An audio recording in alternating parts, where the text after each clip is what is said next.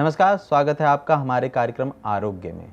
एक ऐसा कार्यक्रम जिसमें हम आपसे जुड़े सवाल अपने एक्सपर्ट से पूछते हैं। ऐसे सवाल जिनके आप अक्सर जवाब ढूंढा करते हैं कि हम अपनी सेहत को कैसे अच्छा रखें। इस पहले कार्यक्रम के अंक में हमारे साथ जुड़ रहे हैं डॉक्टर निखिल।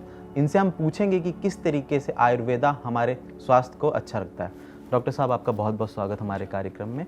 हम सबसे पहले आपका परिचय जानना चाहेंगे सर। मैं डॉक्टर निखिल दिवाकर शर्मा, आयुर्वेदाचार्य, इस समय कर्मा आयुर्वेद में सीनियर डॉक्टर के तहत काम कर रहा हूँ और किडनी के विषय में विशेष रूप से आज आपको बताना आया हूँ। अपने इस कार्यक्रम के अंक में हम डॉक्टर से पूछेंगे कि किस तरीके से किडनी को हम ठीक कर सकते हैं आयुर्वेदा की मदद से। इसी के साथ साथ हम इससे जुड़े कई और सवाल भी लेंगे, वो सवाल जो आपने हमें कमेंट बॉक्स पर लिख भेजे। इसी के साथ हम अपने दर्शकों को ये बताना चाहेंगे कि आप हमारे इस चैनल को देखिए, लाइक शेयर सब्सक्राइब ज़रूर कीजिएगा, ताकि हम आपसे जुड़े सारे सवाल अपने डॉक्टर और एक्सपर्ट से पूछते रहें। हम हर शनिवार आपके लिए एक ऐसा ही प्रोग्राम लेके आएंगे।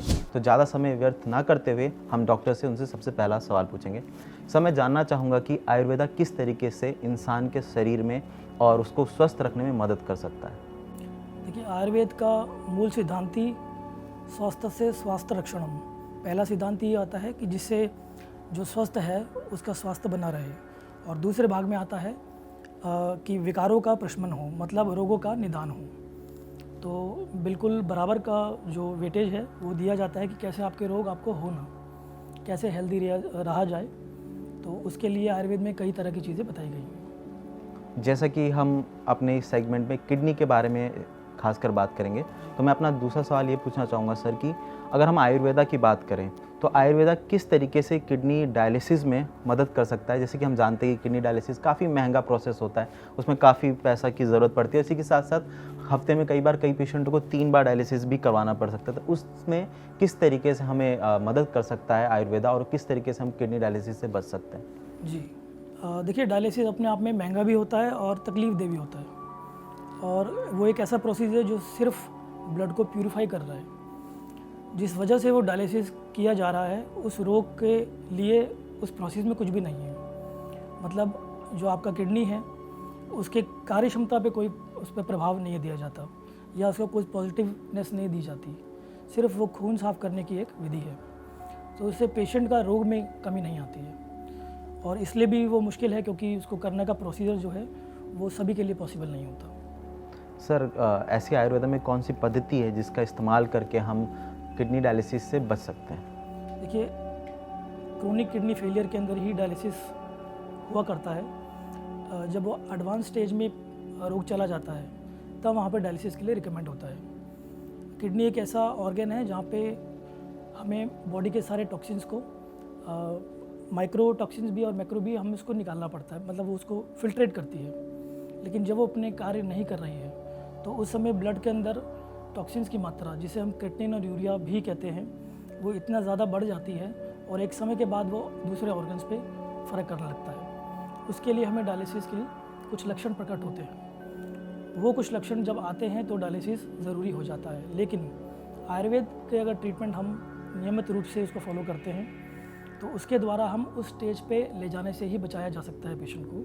पहले की जो स्टेजेस हैं वहीं पे रोग को रोका जा सकता है, और एक बार किसी का अगर डायलिसिस शुरू भी हो जाए तो भी ग्रेजुअली उसको, अगर हम आयुर्वेद के ट्रीटमेंट के माध्यम से उसको हम कोशिश करते हैं तो डेफिनेटली बड़ी परसेंटेज में हम उसके डायलिसिस को भी रोक सकते हैं और उससे निजात दिला सकते हैं। सर, जैसा कि आपने बताया आयुर्वेदा मदद कर सकता है डायलिसिस से बचने में, तो इसी से जुड़ा मेरा अगला सवाल है, क्या आयुर्वेदा के माध्यम से हम किडनी को स्वस्थ रख सकते हैं?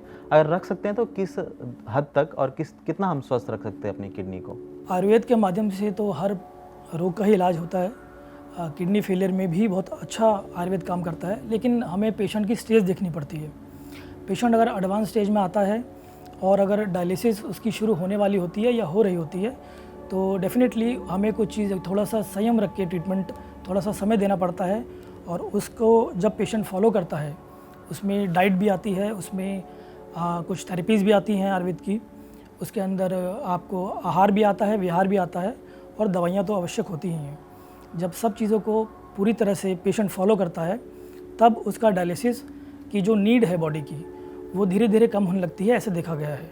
और धीरे धीरे हम जिस पेशेंट का डायलिसिस 2 बार हो रहा है जैसे हफ्ते में, तो उसे धीरे धीरे ग्रेजुअली 1, 2, 3 दिन करके हम आगे डिले कर सकते हैं। तो धीरे धीरे इस तरह से उसको बचाया जा सकता है और क्वालिटी ऑफ लाइफ को भी बेहतर किया जा सकता है। सर, आपने बताया कि किस तरीके से आयुर्वेदा मदद कर सकता है किडनी पेशेंटों को स्वस्थ रखने में, पर अक्सर किडनी पेशेंट हमसे एक सवाल पूछते हैं कि चलिए हम आयुर्वेदा पद्धति को फॉलो करते हैं, और तो पर उसके साथ साथ खान पान में किस तरीके से ध्यान रखना चाहिए। आयुर्वेदा में जैसे किडनी पेशेंट हैं, उनको ऐसे कौन से फल, फ्रूट या वेजिटेबल जो हैं वो खाने चाहिए, और कौन से ऐसे फल या ऐसी सब्जियां हैं जिनको वो बिल्कुल ना खाए, जिनसे उनके शरीर में हानि पहुंच सकती है। सर, अगर आप इस पर थोड़ा हमारा ध्यान आकर्षित करें। ये अच्छा क्वेश्चन इसलिए है क्योंकि डाइट इसमें आधी ट्रीटमेंट है, क्योंकि एक एक्सक्रीटरी ऑर्गन है किडनी। जब वो टॉक्सिन्स को बाहर नहीं निकाल पा रही है तो डेफिनेटली ब्लड के अंदर टॉक्सिन्स की मात्रा बहुत ज़्यादा मात्रा में पाई जाती है। तो उसमें बहुत ज़रूरी हो जाता है कि हम क्या खा रहे हैं, कितना खा रहे हैं, क्वांटिटी भी बहुत मैटर करती है। उसके लिए मुख्य रूप से अगर हम जनरली बात करें, वैसे हर किडनी पेशेंट का डाइट चार्ट जो है वो इंडिविजुअलाइज बनता है, वो उसके अपने पैरामीटर्स के आधार पे बनता है। फिर भी अगर हम एक सामान्य तौर पे हम पूछें तो क्योंकि क्रिएटिनिन, यूरिया इसमें मुख्य रूप से टॉक्सिन्स होते हैं, ये टॉक्सिन्स जो होते हैं ये कुछ भी नहीं है, and product of protein synthesis के कारण बनते हैं। तो ये ज़रूरी हो जाता है कि प्रोटीन का इंटेक डाइट में कितना हो, ये देखना पड़ता है। आमतौर पे 25 से 20 ग्राम तक का प्रोटीन डाइट इंटेक एक पेशेंट में अलाउ होता है किडनी रोग में। और जैसे उसकी अवस्था रहती है, जितना उसका क्रिएटिनिन लेवल रहता है, यूरिया लेवल रहता है, उसके आधार पर उसको प्रोटीन की मात्रा बताई जा सकती है।